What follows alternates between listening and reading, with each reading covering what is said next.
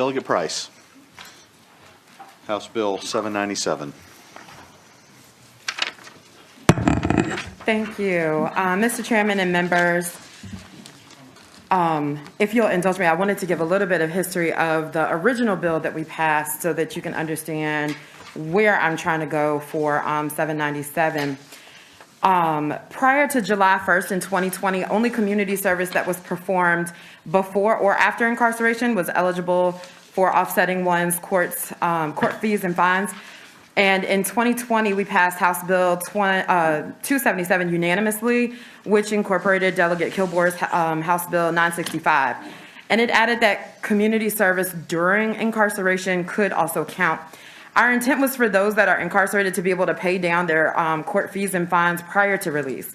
And since July 2020, the Legal Aid Justice Center and my office, and maybe even your office, has heard input from defense attorneys, clerks of court, judges, incarcerated persons, and their family members that demonstrate that the law is being applied different ways across the Commonwealth.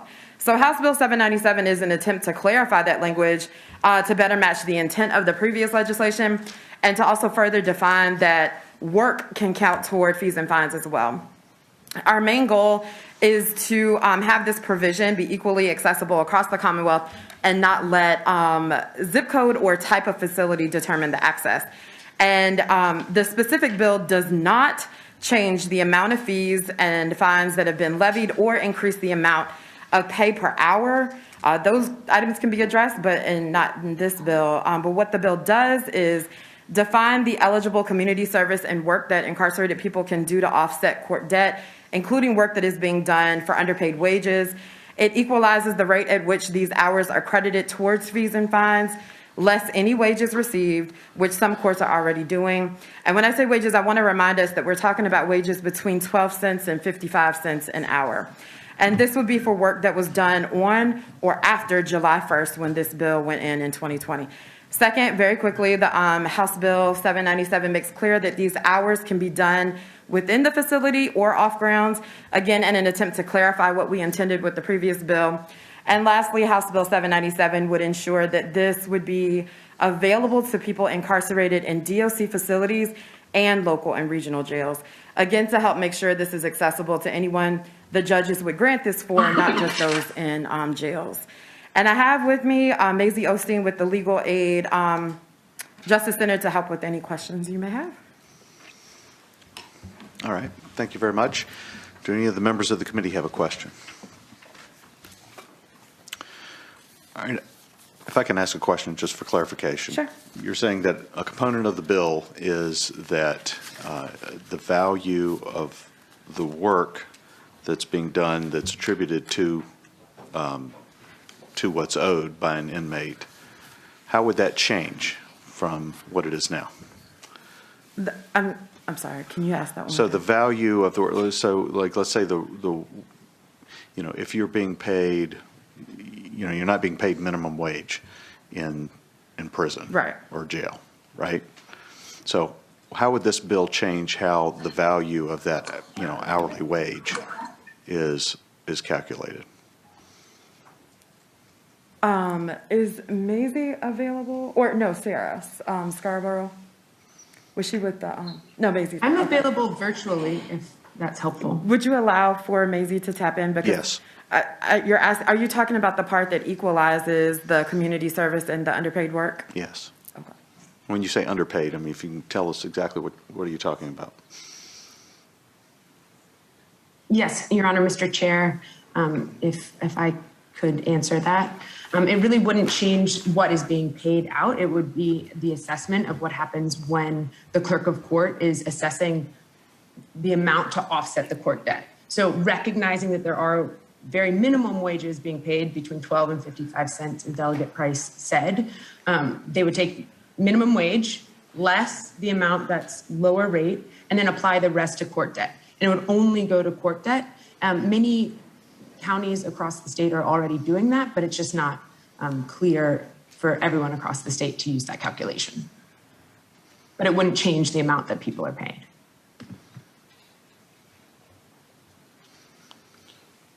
Okay, thank you. That's all the questions I have. All right, is there anyone here to speak in favor of this legislation? All right, anyone here to speak in opposition?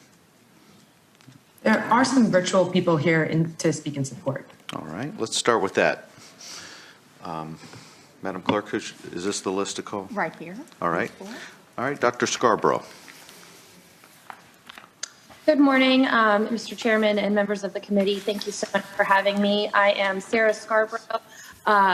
Many of you remember me from the other day, but I'm the director of Real Life. We're a recovery reentry organization here in Richmond, but we do serve folks from all over the Commonwealth. And I am here in support of Delegate Price's bill. Every day we are serving folks that are getting out of incarceration with extreme amounts of court debt in fines and fees. And often they are coming out making very minimal wages, whether it be $8, $9, $10, $11 an hour, have child support, and really trying to get back on their feet.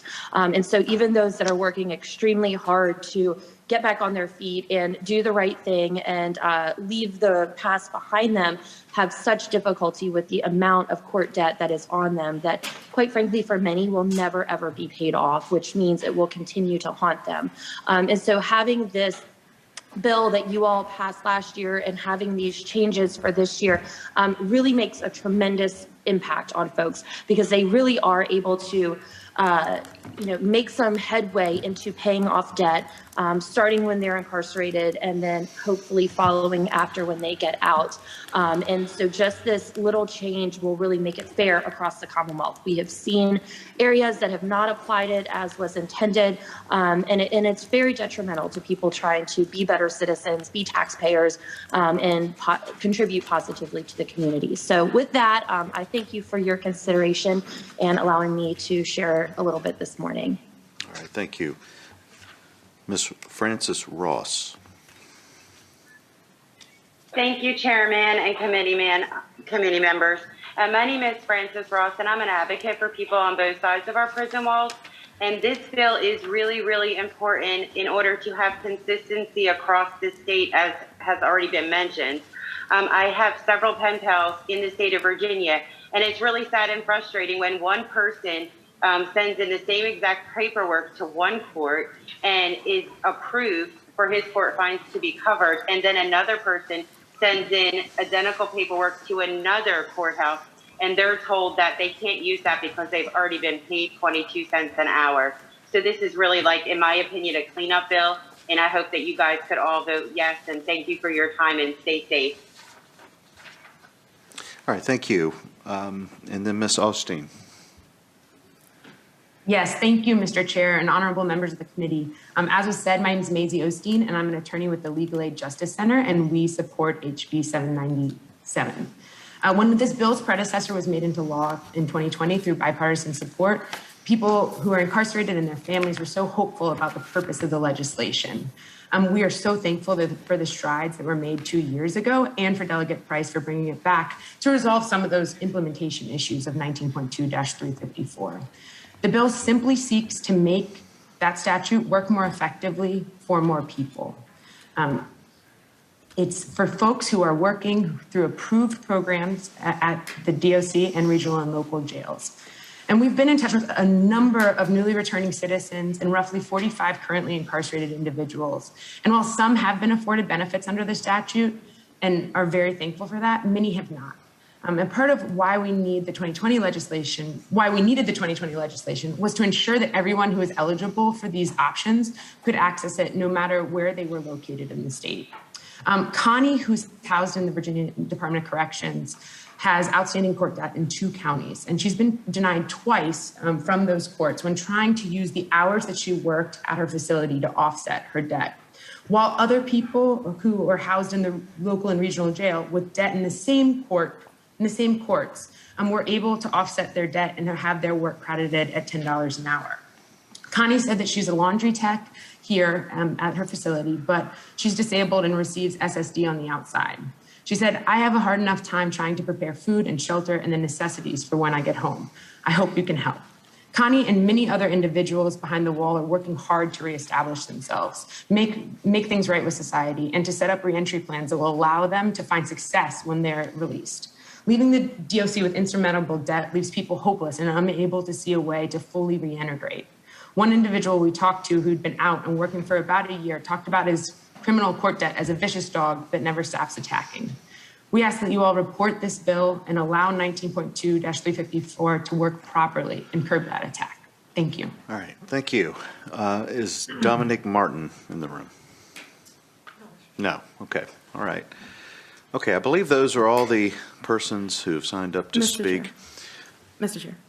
I'm sorry, there was some Commonwealth attorneys that weren't able to be added to the queue. So I just want to mention that the Commonwealth attorneys of Norfolk, Portsmouth, Fairfax, Arlington, Loudoun, and Albemarle, support this bill. All right, thank you.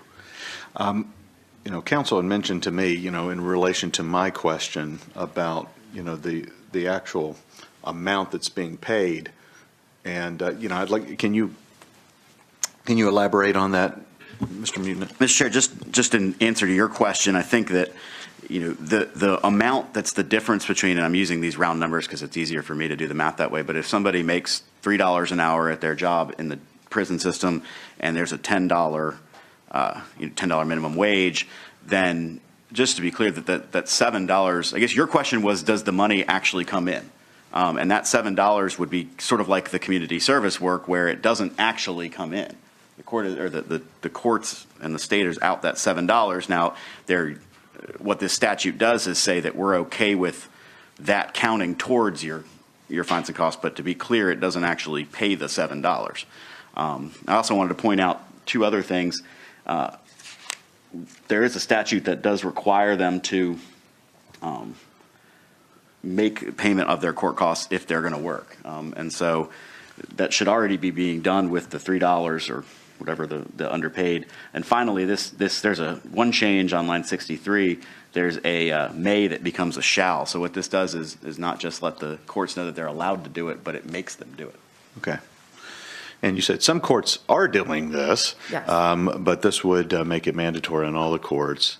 And again, so it's clear that your legislation is designed to, help make it easier for people to meet their obligations on paying restitution when they're incarcerated, but they won't actually be paying it. It'll be, basically a discounted rate. Yeah, Mr. Chair, if I can answer to that as well. So last year, in 2020, when this passed with unanimously out of the House and the Senate, that was the intent. That was part of the conversation. And so it was just making it more clear when we found out that the intent was not translating itself into the actual courtrooms. Okay. Well, I see a difference in it. Okay, well, the bill is before the committee. Mr. Chair, move to report. Mr. Chair, I'm sorry, I have one more question.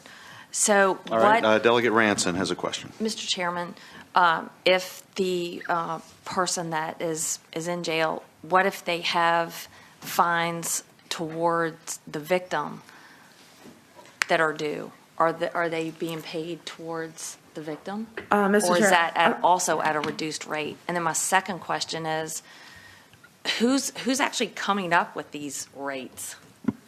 Who came up with these figures?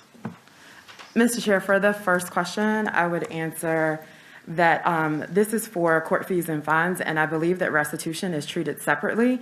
And for the second question, I would answer, this does not change the rates or the system or whoever determined the 12 cents or the 55 cents or what minimum wage is. It's just saying that the underpaid work and the community service would be treated the same.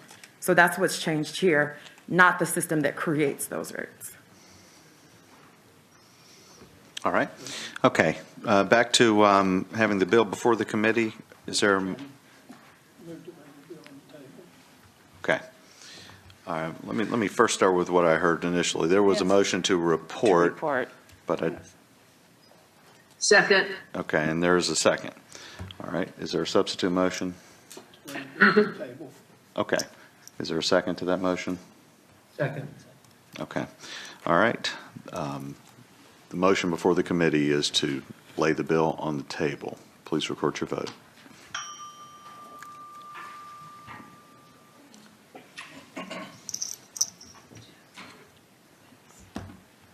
Delegate Bell, To table, Bell votes aye. Delegate Bell votes aye. Delegate Watts? Nay. Delegate Watts votes nay. Delegate Delaney? Nay. Delegate Delaney votes nay. All right, please close the roll. And the motion to table carries 5-3. Thank you.